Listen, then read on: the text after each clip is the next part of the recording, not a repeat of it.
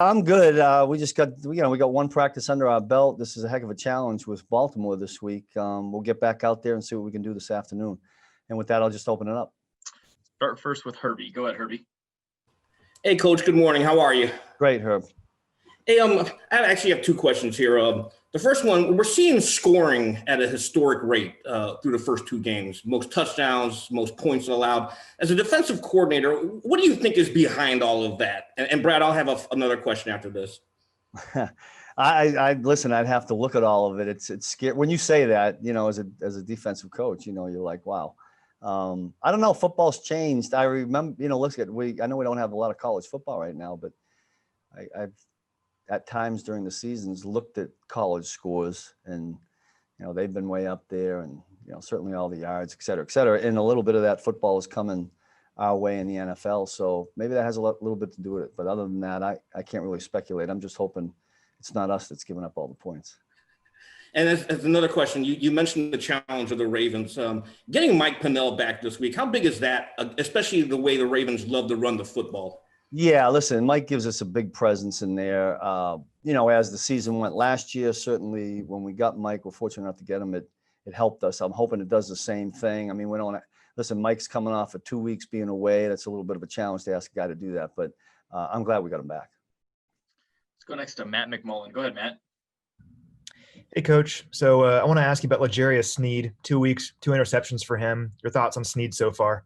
Yeah, I tell you the one thing that really stuck out, last week's interception looked to me like one of those, he wanted it more than anybody. He went up and snatched it in the air. And listen, he's been solid for us. He's a worker, for a guy as young as he is and playing at not really big-time college football. He certainly has shown that he has what I call, pro attributes. In other words, he acts like a pro. I mean, he studies. He certainly doesn't look and function like a rookie right now, and hopefully that continues. Let's go next to Nate Taylor. Go ahead, Nate. Hey, Steve, I have two questions for you, too. To start first, how much can you glean from looking at last year's tape with the Ravens and what they've done so far early on with some new personnel? And then I'll have a second question. Yeah, well, listen, I don't think the scheme has changed all that much. It's downhill power football with some finesse in there because we all know what a number 8 can do. And they've added little pieces to it like everybody does in the offseason and to make it a little bit more dynamic and tougher to defend. And certainly, he's throwing the ball all over the place in good ways. I haven't gotten a lot of sleep this week. Let's just say that. They're tough to defend. I understand that, Steve. And then secondly, you guys had some missed tackles, particularly in the second and third quarter last week against the Chargers. No preseason games. I know you focus a lot in training camp on tackling, but you don't get a lot of live reps. Just what did you notice that was the issue, and just how difficult is it for guys to get comfortable knowing that you are going to see Lamar on Monday? Yeah, we talked extensively about that the other day. What was our Tuesday practice or Tuesday meeting? Listen, we didn't go back and talk much about the Chargers. We talked pretty much about fundamentals, and we led with tackling. And the things that I really threw at him was, you can't tackle, you can't hit what you can't see. That's a basic, right? You got to have your pad level low. You can't arm tackle in this league because NFL ball carriers run through those. And, certainly you can't, we can't be dipping our eyes and all those fundamental things. You got to run your feet. We did talk about that. We had a padded practice yesterday where we got a little bit of work on it. But the way the league is structured right now, you don't really get the live bullets until you're into the game. And you brought up the point about not having the preseason games. But I've said this before, we're not going to use any of that as an excuse. We got to find a way to tackle better. Let's go next to Adam Teicher. Go ahead, Adam. Hey, Steve, how you doing today? Great, Adam. Good. Hey, I wanted to ask you about the 3 rookies that are playing for you right now. I know you talked a little bit about Sneed, but still want to include him on this, and also Wharton and Mike Dana. Compared, I know you obviously like them because they're playing for you and you saw them in camp, but where are their production versus your expectations at this point of the season? Can you sort of talk about all 3 of those guys and where they are in that regard?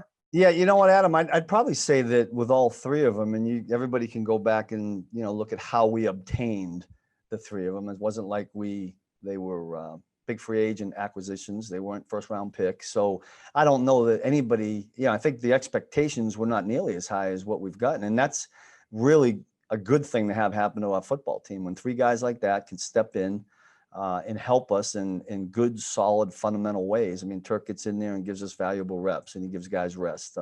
Mike Dana's been outstanding in the position he plays. I mean, he's done some things fundamentally that you don't see 5, 6 year vets do.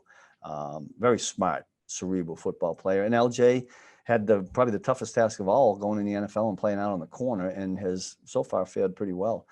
If we can keep getting that from these 3 young guys, that's going to help us. Go next to Pete Sweeney. Go ahead, Pete. Coach, last year, the week after you played Lamar Jackson, you joked that you were still taking Advil. And so I think back to that. And now that you've seen last year and you welcome him back this year, what are just some of the coaching points that you're telling your guys as you have Jackson coming up, while there have been some of those issues with the tackling already coming in? Yeah, well, one of the things we got to be sure we don't do, I mean, he's a dynamic quarterback, but let's not forget about those 3 running backs they throw at you. The tight end that can catch the football. But I'm going to start with the running backs. Listen, I go back. It's a downhill power run game. Yeah. If your eyes keep worrying about number 8 having it, that's not going to be a good day. He'll never have it. He'll just hand it off to the 3 backs. So we're going to work this thing inside out, try to keep pushing it out if we can. And when he does tuck it and go, we got to find more than one guy around him to tackle him, because we know what he can do. He can make the first guy miss. You just got to have that second and third guy there. Got time for 2 more. We're going to go Sarin and then Matt Derrick. Go ahead, Sarin. Coach, first I'd like to know just what you thought of Gay. I know he didn't get much in there in the game, but what he did and maybe how close he's getting to joining the other rookies and getting more repetitions. And then I know you've talked a lot about Lamar Jackson, but just specifically Lamar Jackson, the passer, right? He's known for his legs, but so far he's, 75%, I think, for the year. I mean, he appears to be better. Does he look better on tape to you? He looks tremendously. I don't know, better. I thought he was pretty good last year. But look, here's a guy that has a real strong arm. I tell you what, he puts the ball, he throws a ball where they can catch it. I'm really impressed by when he's throwing to that tight end, especially on crossing routes, and he's got a tremendous deep ball. I don't know where it comes from that he's not a passer, et cetera, et cetera. I think sometimes that happens when you're such a dynamic runner. But listen, he can throw the ball effectively, and we know that. What was the beginning part of the? Oh, Willie Gay. Willie Gay, yeah. Yeah, you asked about Willie. Listen, we're always in hopes of playing as many guys as we can. Matt House does a great job with Willie, Matt, and Britt. I think he's progressed pretty well. He has guys in there really that are a little bit more experienced, and at the position that he plays, there's some adjustments you got to go through. So he'll find his way in there. We're hopeful to keep continuing to add on plays and reps and practice, and then find his way to the game. Let's go last to Matt Derrick. Go ahead, Matt. Hey, Coach, you touched on a little bit of just Jackson's skill set, but he's a different guy than you see with a lot of other teams. And I know last year you had like Alex Brown back there in practice, replicating what he can do with his legs. How do you prepare for, a guy like Jackson, and since he is so different from a traditional quarterback? Yeah, I've been going through this years and years in football, right? When you have a quarterback like that, it's very hard to simulate what they do. And it's hard to simulate their blocking up front. It's hard to simulate all the pulls and all the motions and shifts that they do. And that's part of coaching on defense and being a player on defense. You know that the first time you go out there and see this offense, it's going to be 10 times faster than what we've done in practice, no matter how good we do it. So we got to hope that we come up to speed with what they're doing quickly. That's the challenge of that first series, to be quite honest with you. If you can survive that first series, give your team obviously some good field position, not give up a lot of it. That's certainly going to help us. But it's always a challenge. We do the best thing we can do. I think our guys do a great job of film study. And I think with a quarterback like this and an offense like that, I think like they have right now, I think that's going to be really important. Coach, we appreciate your time today. Thanks for joining us. Thank you. You got it.